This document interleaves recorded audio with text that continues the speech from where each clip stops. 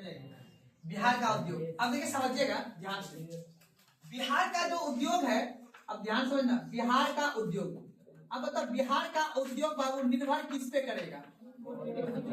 बिहार के भौतिक संरचना पे। किस पे बाबू? बिहार के भौतिक संरचना।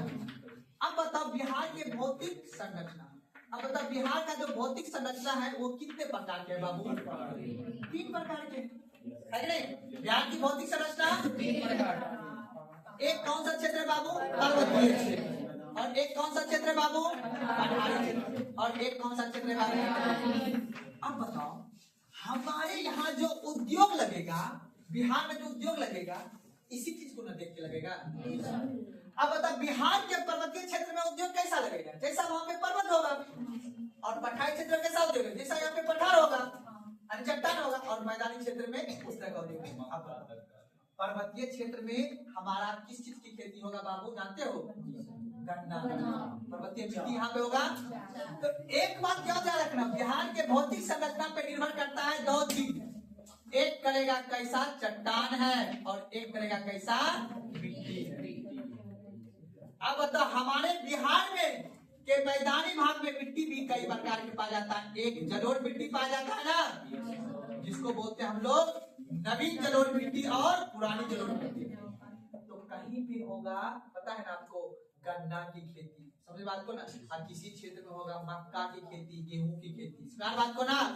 तो याद रख लेना है। अब उद्योग जो बनेगा, पठारी क्षेत्र में आपने देखा था कि चूना पत्थर पाया जाता है ना, तो यहाँ पे कौन सा उद्योग बना देंगे हम? बताओ, सीमेंट उद्योग, समझ बात को ना।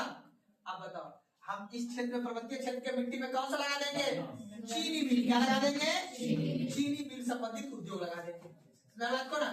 अब बताओ अब मैदानी क्षेत्र में हम क्या लगाएंगे? जूट।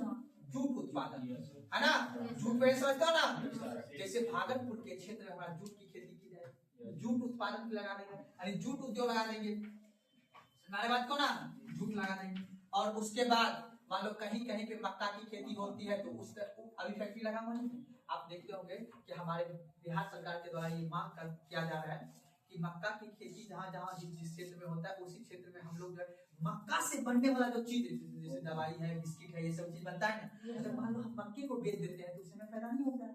अगर मक्का से जो चीज बनता होगा, अंतिम वस्तु, जैसे मक्का एक मध्यवर्ती वस्तु है। मध्यवर्ती वस्तु समझते हो ना, मिडिल वस्तु।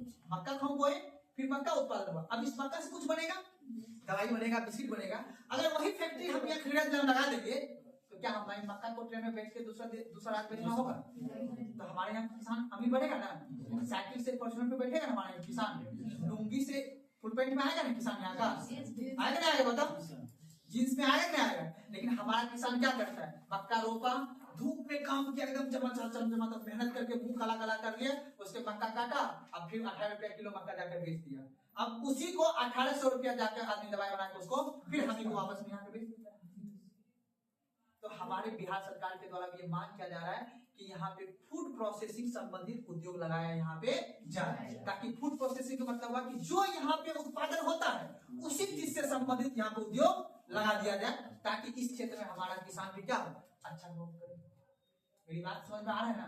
तो अब बताओ यहाँ पे एक उद्योग लगाया जाएगा जिसे हम लोग बोलेंगे कृषि उत्पादन उद्योग। क्या लगा देंगे? कृषि उत्पादन उद्योग। अब बताओ, अब मान लो कहीं पे कोई उद्योग नहीं लगा, जैसे खगड़िया जिला, जैसे कहीं उद्योग अभी लगा, हम यहाँ पे क्या करेंगे? हम लोग दूध उत्पादन करते हैं, जो लगाते हैं खेत में, मक्का लगाते हैं, भैंस को खिला देंगे, उससे क्या निकलेगा? दूध निकलेगा। तो कहीं लगा देंगे हम दूध उद्योग। क्या लगा देंगे? उसी से खुलेगा डेयरी, नहीं खुलेगा जी? डेयरी दूध बना के, पनीर बना के बेचेंगे मार्केट में, है नहीं? पेड़ा बना के बेचेंगे मार्केट में, यही ना काम कर सकते हैं। दूध उद्योग, दूध उद्योग। अभी बाबू बबुआ इतने अपना बिहार में उद्योग है, आप खूब पढ़ लिख लिए हो कहीं पे, तो अब सरकार से मांग करे तो सरकार बोलेगा चलो को कुछ नहीं, एवं अलग से कोई उद्योग लगा दे। जैसे बेगूसराय में अपना तेल शोधन कारखाना लगा है ना, अपने यहाँ तेल नहीं होता है, तेल आता है किधर से? ब्रह्मपुत्र नदी के तट से, असम से आते हैं, गुवाहाटी से लाते हैं तेल, तो उसको लाते हैं, फिर यहाँ पे उसका शुद्धिकरण करते हैं। क्या करते हैं? शुद्धिकरण। क्योंकि पृथ्वी के अंदर से निकाल कच्चा तेल रहता है, उसमें और सारे केमिकल मिला के उसको पेट्रोलियम बनाते हैं। अब शुद्धिकरण करते हैं तो यहाँ पे आदमी को रोजगार मिल गया, ठीक है ना? अपने यहाँ भी कोई फैक्ट्री खुलेगा तो अपने लोग को रोजगार मिलेगा नहीं मिलेगा? समझ आ रही बात को ना? इसी तरह से काम चल रहा है। तो कभी कभी, लेकिन और भी कुछ उद्योग है, लेकिन ये मुख्य रूप से उद्योग है अपने यहाँ, ठीक है ना, जो अपने यहाँ के बिहार के भौतिक संरचना पर ये क्या क्या है, निर्भर बना हुआ उद्योग है। सुना बात को? तो आप बताओ, जहां जहां जूट होगा वहीं पे खुलेगा वस्त्र उद्योग। क्या खुलेगा? वस्त्र उद्योग। समझ बात को? तो एक बात याद रखें, जिस तरह की भौतिक संरचना रहेगा उसी तरह का यहाँ पे चट्टान और मिट्टी पाया जाएगा, और उसी चट्टान और मिट्टी के आधारित पर हमारे यहाँ का क्या खुलेगा? उद्योग। क्योंकि उसी तरह के चट्टान में खनिज पाया जाएगा, या उसी तरह के मिट्टी में उस चीज का क्या होगा? उत्पादन होगा। जहां मिट्टी रहेगा वहां पे कोई ना कोई चीज, किसी चीज का उत्पादन करेंगे, और जहां पे चट्टान रहेगा वहां पे उस तरह का खनिज पाया जाएगा, और उसी खनिज से निकाल के हम उस तरह का क्या करेंगे? उद्योग को विकसित करेंगे। कोई दिक्कत यहाँ तक समझ में? तो आज बउआ यहीं तक। कल के क्लास में हम लोग एक एक करके पढ़ेंगे बिहार के उद्योग को, ठीक है ना?